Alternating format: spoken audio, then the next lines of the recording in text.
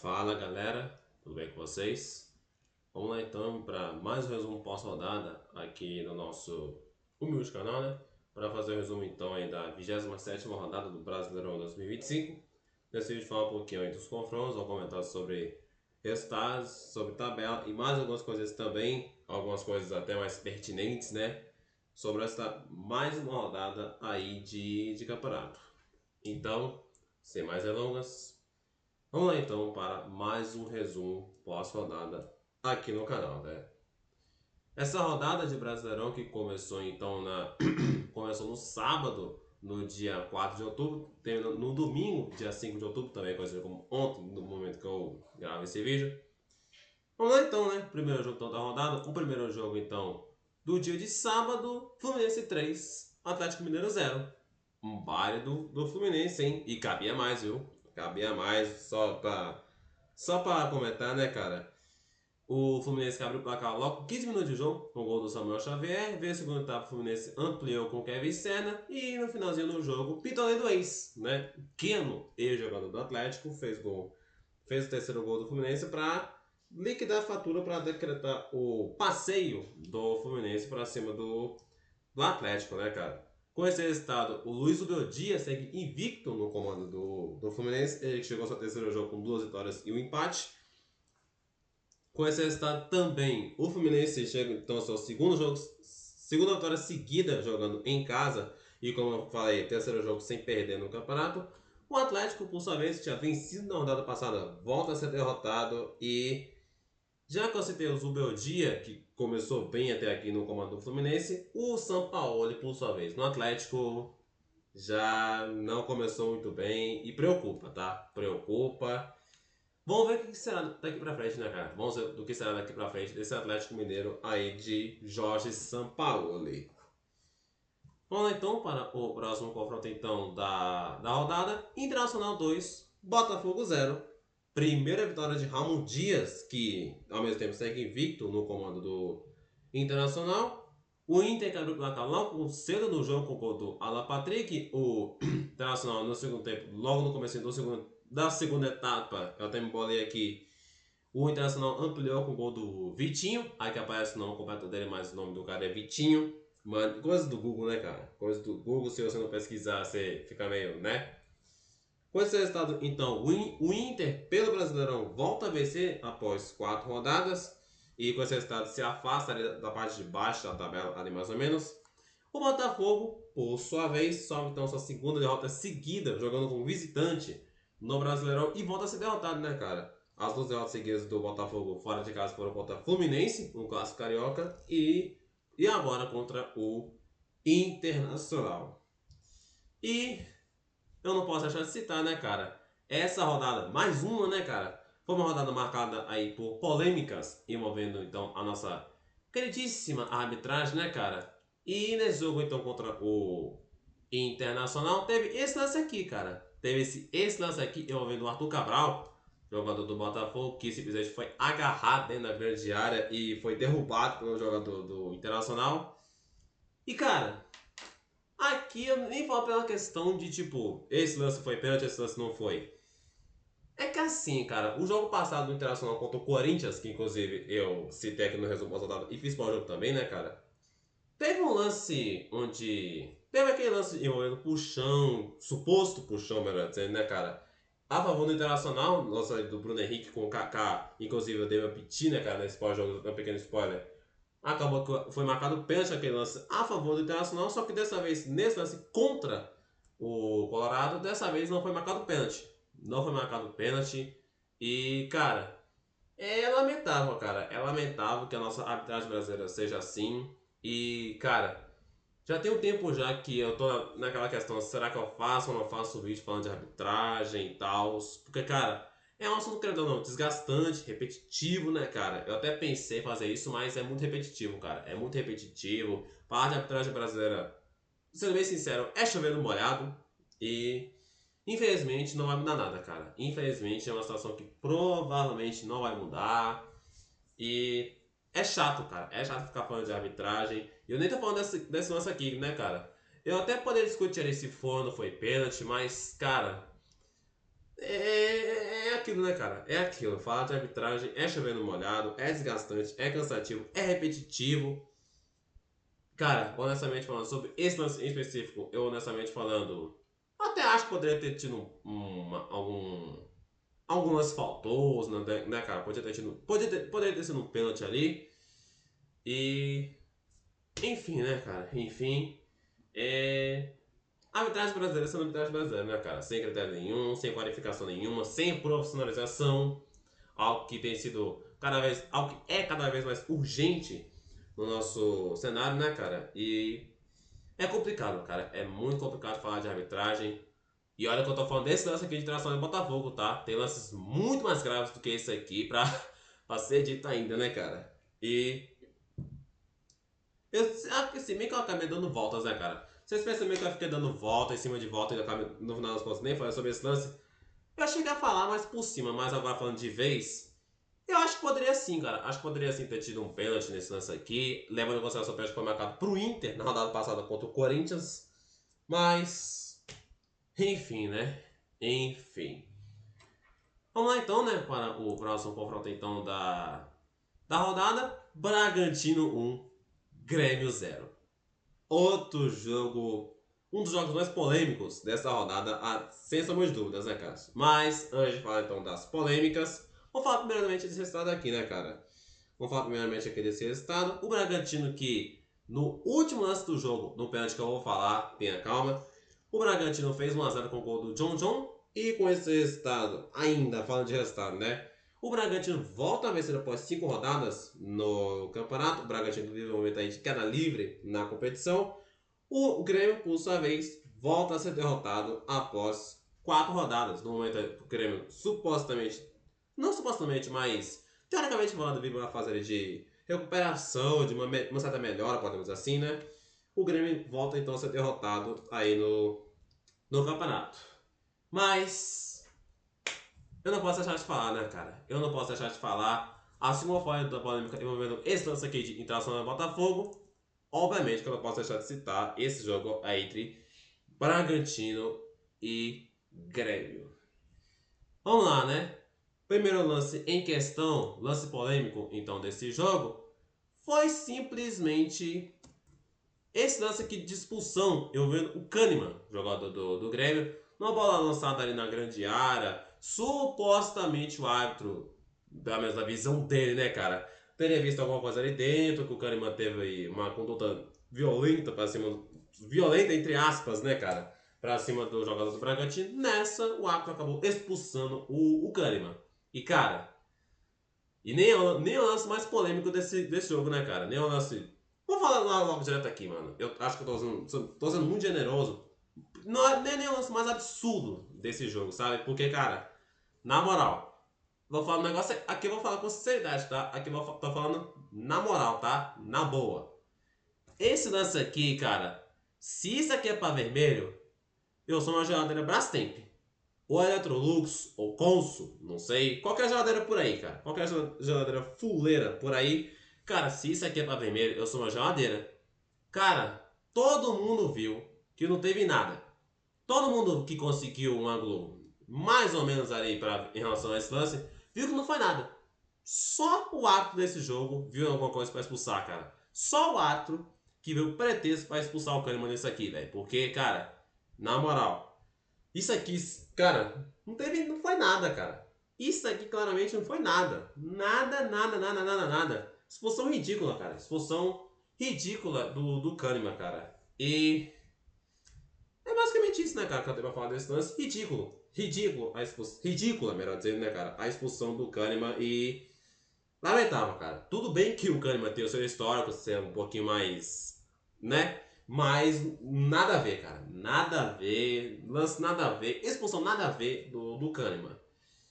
E esse foi apenas o primeiro lance, digamos, absurdo desse jogo.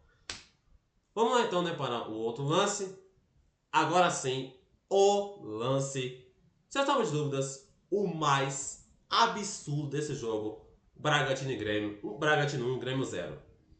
Esse pênalti marcado que originou a vitória do Bragantino no último lance do jogo. Cara, na boa. Se eu chegar aqui e falar que eu sou uma geladeira, se isso aqui era pra expulsar o Kahneman, não dá pra ver direito porque eu não consegui achar um ângulo bom, até porque, né? Mas, cara, esse lance aqui do pênalti não dá, cara. Esse lance aqui, qualquer ângulo você vê que não foi nada. Em qualquer ângulo, o pior que seja, você vê que não foi absolutamente nada. Nada, nada, nada, nada. Cara, eu me arrisco a dizer, sem medo de errar, a bola foi mais no peito do que no braço do jogador do Grêmio. Se eu não me engano, o Marlon. Se eu não me engano, ele deu pênalti do Marlon nesse lance aqui, cara. Cara, pênalti absurdo. Pênalti absurdo que marcaram o Bragantino. Cara, vou falar aqui com todas as letras, mano. O Grêmio foi garfado nesse jogo, tá? O Grêmio foi garfado nesse jogo contra o Bragantino, cara. É que eu falei lá atrás sobre a arbitragem, cara. A arbitragem brasileira, eu não sei o que acontece, cara. Eu não sei se os caras erram por má vontade, eu não sei se os caras erram por serem ruins mesmo. Cara, eu não sei o que acontece, cara. Eu não vou chegar aqui e falar de arbitragem, falar que eu não sei, mas, cara, a sensação que a gente tem é que a arbitragem ela erra. Tanto por ser ruim, quanto por má vontade mesmo, sabe? Porque, cara, isso aqui claramente não foi nada. Isso aqui claramente não foi nada. Nada, nada. Cara, eu tô falando na moral porque se fosse contra o Corinthians eu estaria berrando aos montes, tá ligado? Uma vez que eu estaria berrando aos montes se fosse com o Corinthians, eu também tenho que ser honesto quando é outro time, cara. Independentemente de quem seja. Cara, isso aqui não foi nada. Isso aqui não foi nada. Nada, nada, nada, nada, nada, nada, nada, nada, nada. Nada, nada, nada, nada. Nada, nada. Isso aí, cara, o Grêmio foi muito roubado aqui, cara. Na moral, o Grêmio foi muito roubado nesse jogo aqui, cara. Então até que o Marlon depois desabafou depois desse jogo. E, cara, eu não tiro uma vírgula do que o Marlon falou, tá? O Marlon, que acabou sendo uma espécie de vítima nesse lance, né, cara? Eu não tiro uma vírgula. Eu não tiro uma vírgula do que foi dito pelo Marlon. E, cara, eu até queria botar na tela pra vocês o desabafo do Marlon, mas é melhor não arriscar, né? É melhor não arriscar. Mas ainda assim, cara, vale você ver depois, porque você não vai tirar uma vírgula. Você não vai tirar uma vírgula sequer do que o Marlon falava, tá? Uma vírgula sequer. E vamos lá então, né, cara? Para o nosso confrontão da rodada, o último do dia de sábado. Corinthians 3, Mirassol 0. Fiz para desse confronto, se você não viu, passa lá depois. Mas só para dar então uma breve resumida, uma breve pincelada sobre esse confronto. O Corinthians abriu o placar aí no primeiro tempo, com o gol de pênalti do Maicon. Tá, é uma coisa que o Maicon sabe fazer bem, né, cara? Que é bater pênalti. Veio o segundo tempo, o Corinthians fez 2x0 com o Yuri Alberto. Depois, no finalzinho, no último lance do jogo, pra falar a verdade, fez terceiro gol com o André. O André, moleque da base, revelado na base do Corinthians, marcar então seu primeiro gol no time principal aí do Timão, né? Com esse resultado, então, o Corinthians volta a vencer no Brasileirão depois de 3 rodadas e, mais importante de tudo, volta a vencer em casa após 7 rodadas. A última vitória tinha sido contra o Santos, lá antes mesmo da parada do Mundial, se não me engano.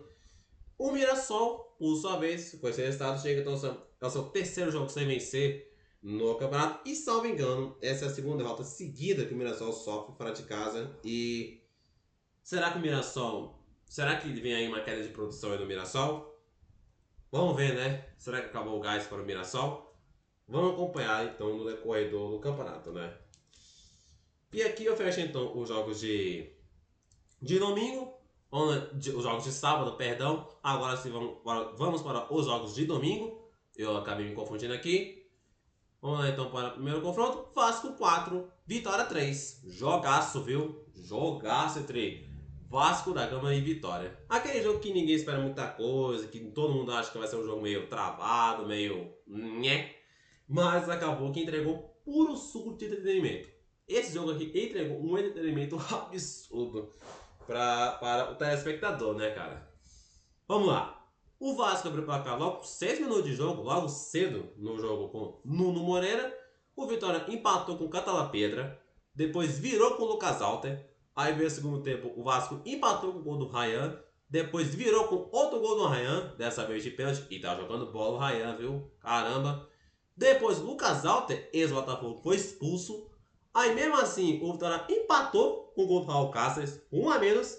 Mas aí no último lance do jogo, GB, é GP, se eu não me engano, né, cara? O nome do moleque. Fez o gol do 4 a 3, o gol da vitória do Vasco no último lance, praticamente no último lance do jogo, em São Januário. Jogaço, viu? Jogaço.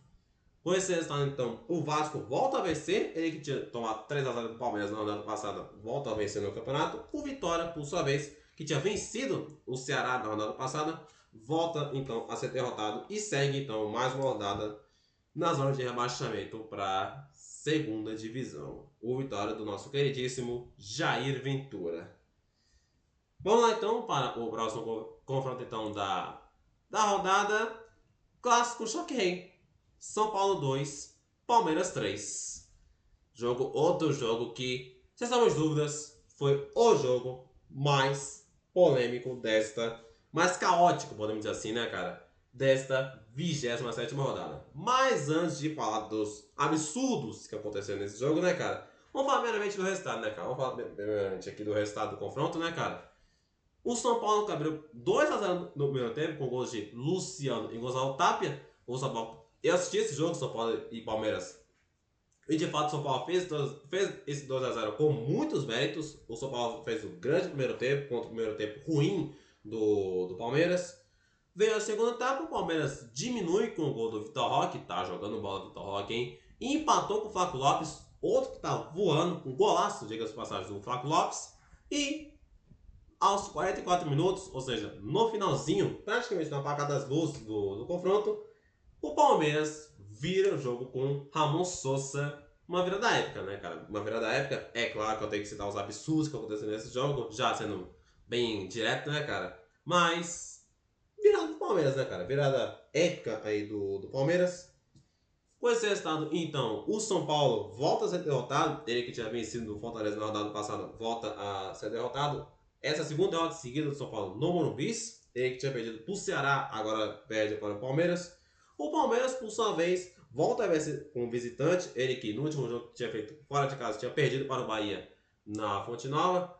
Com esse resultado também, ele sua segunda vitória seguida. Ele que fez 3 a 0 no Vasco, agora vence o São Paulo de virada no Morumbi. E com esse resultado, aliado a resultado de outro confronto, que eu vou falar depois, o resultado aí do Flamengo, o Palmeiras assume a liderança do Brasileirão 2025.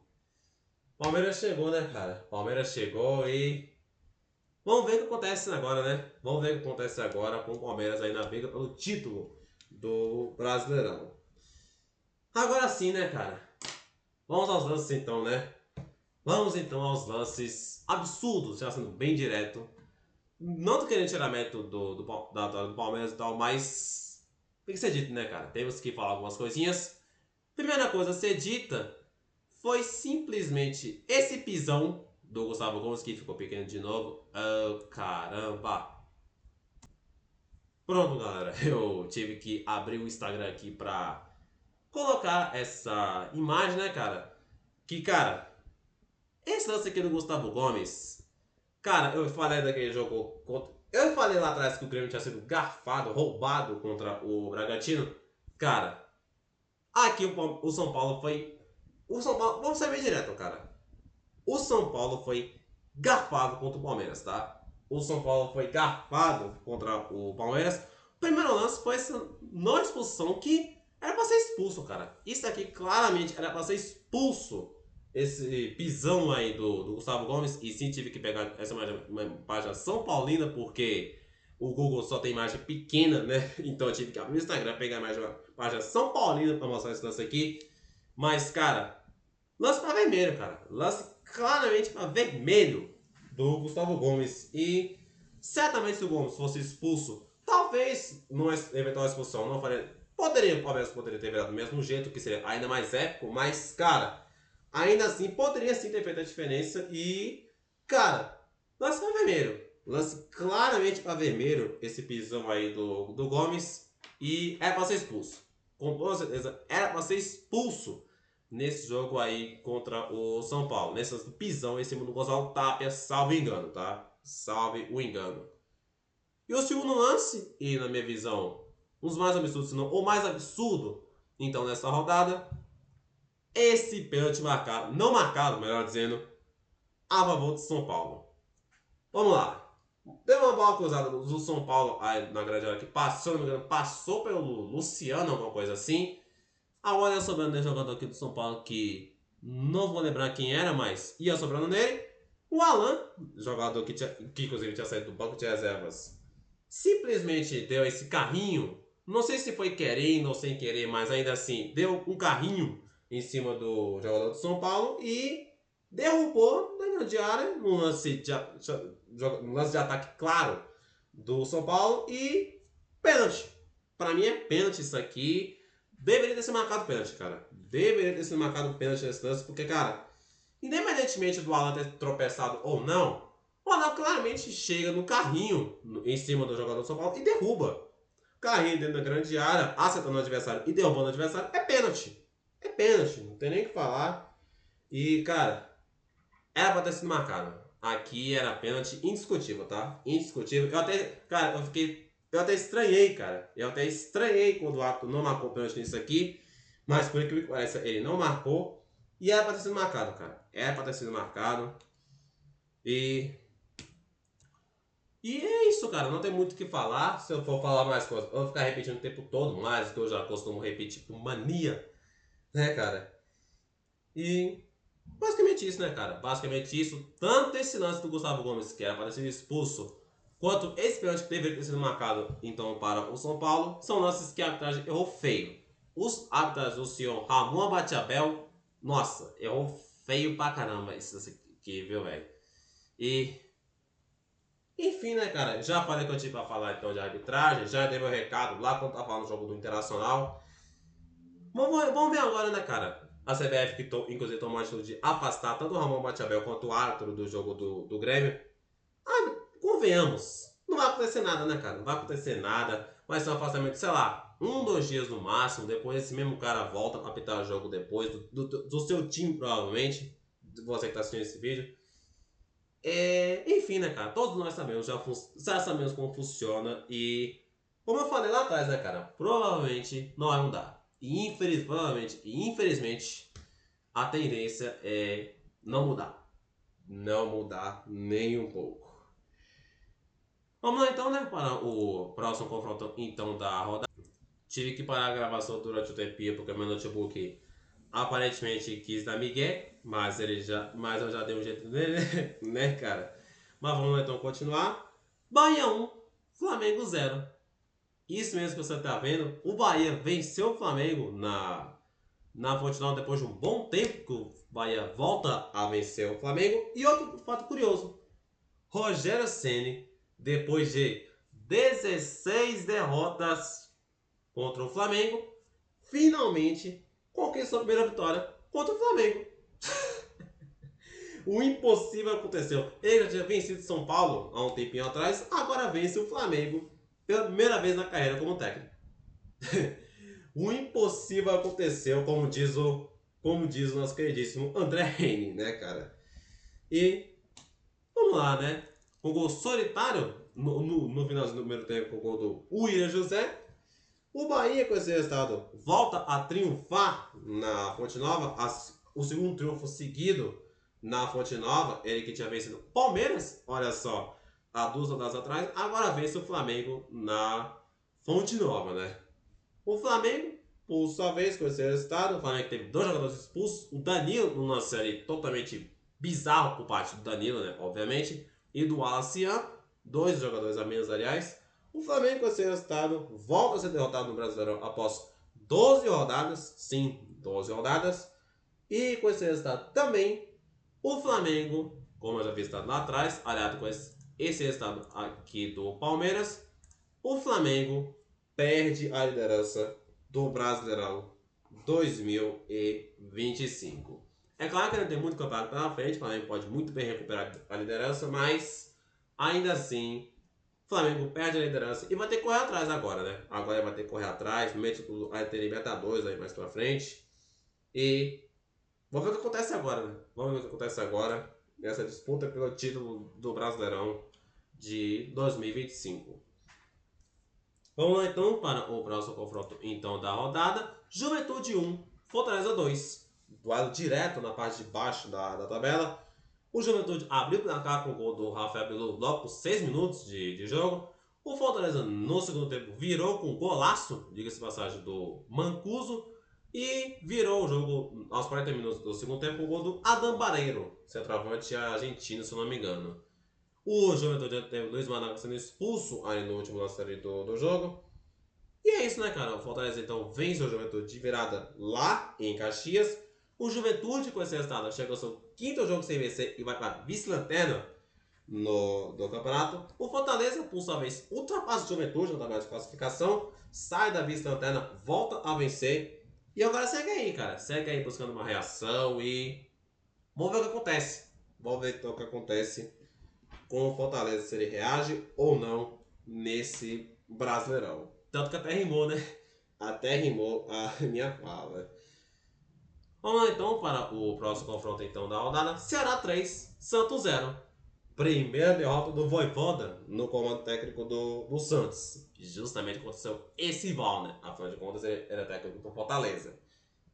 Ai, ai, coisas do futebol, né? Futebol e suas voltas. O Ceará que abriu o placar logo cedo com o gol do Lucas Mugni. Veio a segunda etapa, o Ceará ampliou com Pedro Henrique, jogador emprestado pelo Corinthians. E no último lance do jogo, Fernando Sobral fez o terceiro gol então, do Vozão. Com esse resultado, então, o Ceará volta a vencer no campeonato depois de perder por vitória na rodada passada e segue de boa, segue estável na tabela de classificação do campeonato, segue fazendo um campeonato até que tranquilo do Ceará. O Santos, por sua vez, volta a ser derrotado após 5 rodadas. Bem verdade que essa sequência foi de uma vitória e 4 empates, mas ainda assim, o Santos estava a 5 jogos sem perder no campeonato, volta a ser derrotado então depois dessa paulada que tomou do Ceará. Para finalizar, último confronto então da rodada, Cruzeiro 1, Sport 1. O Cruzeiro perdeu ponto em casa para o Lanterna do campeonato. Que coisa, hein? Pelo visto não foi só o Corinthians. Tudo bem, o Corinthians perdeu, mas não veio ao caso, né? Não veio ao caso. O Sport abriu o placar no finalzinho do primeiro tempo, o do Derek Lacerda. Veio a segunda etapa, Gabigol. Pois era, Gabigol que substituiu o Carlos, que não jogou esse jogo por suspensão. Fez o gol de empate do Cruzeiro. Com esse resultado, então, o Cruzeiro chega ao seu terceiro jogo sem vencer e se complica na disputa, então, pelo título. O Sport, por sua vez, chega, então, ao seu terceiro jogo sem vencer no campeonato e segue uma situação ainda mais difícil, ainda mais delicada, aí na tabela de classificação, né, cara? E provavelmente o Sport deve jogar a Série B em 2026. Então é isso aí. Esses foram então os confrontos. Vamos lá então para a tabela de classificação desta 27ª rodada. É claro que temos times com jogos a mais, jogos a menos, mas de momento essa é a tabela de classificação do campeonato, pelo menos até o momento onde eu gravo esse vídeo. Então na tabela temos o Palmeiras, novo líder do campeonato, com 55 pontos e 2 jogos a menos. Logo atrás tem o Flamengo, segundo colocado também com 55 e com 1 jogo a menos. O Palmeiras lidera o campeonato no critério de número de vitórias. Afinal de contas, o primeiro critério de desempate é o número de vitórias. Nesse quesito, o Palmeiras tem 17 vitórias contra 16 do Flamengo. Continuando, também temos o Cruzeiro, terceiro colocado com 52 pontos. Se tivesse vencido, teria 54 pontos, estaria 1 ponto atrás do Palmeiras e do Flamengo. Continuando também, então temos o Botafogo, 4 colocado com 43 pontos. O Bahia, quinto colocado, também 43 e 1 jogo a menos. E finalizando então o G6, temos o Mirassol, sexto colocado com 43 pontos e 1 jogo a menos. 27ª rodada e o Mirassol ainda é G6 do campeonato. Realmente, apesar dos últimos 3 resultados, ainda assim um campeonato fantástico do Mirassol. Continuando a tabela, então, temos o Fluminense, sétimo colocado com 38 pontos e 2 jogos a menos. O São Paulo, oitavo colocado com 38 pontos. O Bragantino, nono colocado com 36. O Ceará, décimo colocado com 34 e 1 jogo a menos. Indo agora para a segunda metade da tabela, o Vasco, 11º com 33 pontos. O Corinthians, 12º também com 33. O Grêmio, 13º também com 33. O Internacional, 14º com 32 pontos e 1 jogo a menos. O Atlético, o Galo, com 15º colocado com 29 pontos e 2 jogos a menos. Galo perigoso, hein? E o Santos, primeiro time fora da zona de rebaixamento, 16º colocado com 28 pontos e 1 jogo a menos. Na zona de rebaixamento, Vitória, 17º com 25 pontos. O Fortaleza, 18º com 24 pontos e 1 jogo a menos. O Juventude, 19º com 23 pontos e 1 jogo a menos. Na 20ª e última colocação, o Sport, 20º colocado com 16 pontos e 2 jogos a menos. Então é isso aí. Esse foi então o nosso resumo então, da rodada. Espero que vocês tenham gostado. Se gostou, deixa o like, se inscreva no canal, ative o sininho de notificação para não perder nenhum vídeo. Compartilha pra galera conhecer meu conteúdo. Forte abraço, Deus abençoe a todos vocês. Tamo junto e é nóis!